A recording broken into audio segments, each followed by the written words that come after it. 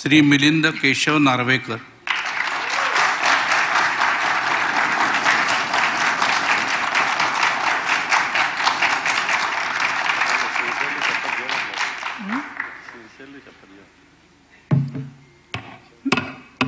मी आदरणीय बाळासाहेब ठाकरे यांना नमन करून मी मिलिंद विद्या केशव नार्वेकर ईश्वर साक्षात शपथ घेतो की कायद्याद्वारे स्थापित झाले आहे अशा भारतीय संविधानाबद्दल मी खरी श्रद्धा व निष्ठा बाळगीन, भारतीय सार्वभौमता व एकात्मता उन्नत राखीन आणि आता जे कर्तव्य हाती येणार आहे ते निष्ठापूर्वक पार पाडीन.